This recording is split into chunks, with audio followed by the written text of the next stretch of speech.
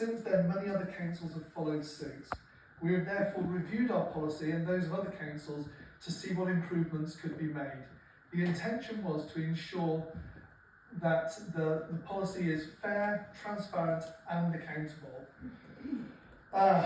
We are therefore here to consider amendments to the behaviour policy. The amended behaviour policy is attached to the agenda.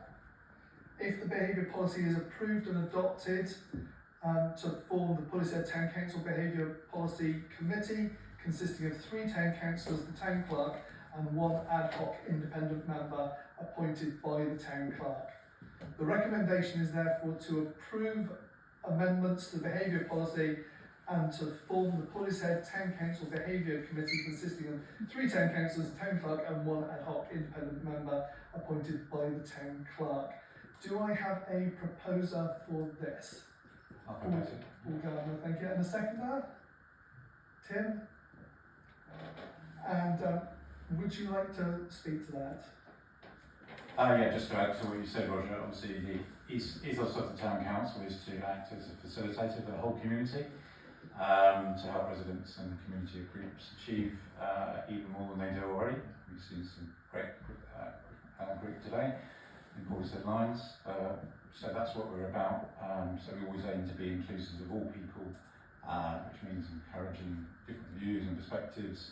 But we can only do that if residents and council officers and councillors and their friends and families all feel comfortable and safe in any way that they contribute to the council discussions and community discussions in whatever setting that might be, whether that be meetings or social media or whatever. So as Roger said, the policy has been rewritten to improve it, to try and achieve the balance between enabling free speech for everybody whilst dealing with unacceptable behaviour that could potentially threaten the ability of some people to contribute. I think the main features are, which is kind of Roger's already highlighted, we've got the Behaviour Policy Committee consisting of 3 councillors, as he said, plus the clerk and an independent person appointed by the clerk. And they would only be called if there is a suspected case of unacceptable behaviour. I stress suspected because the whole point of the committee is it reviews evidence properly and in a balanced way.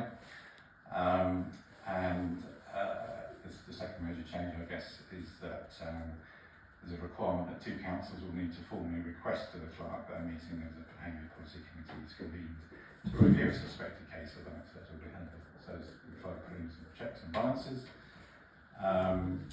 That's what it's there for.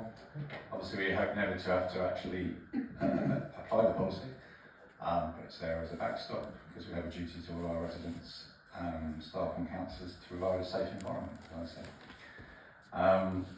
So that's the policy. I would also add we, as councillors, we're also undertaking some training on how to handle and de-escalate confrontation, which is another action we're taking to try and minimise the need for behaviour policy. So that's another thing to add. Okay, so that's the summary of where we are. So over back to you. Okay, thank you very much, Paul. Is there anybody else who'd like to speak for this, against this, or to debate it, or to raise an amendment?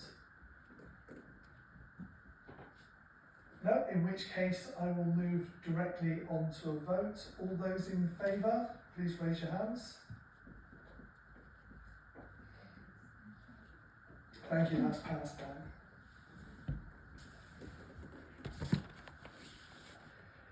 Moving on to number 5,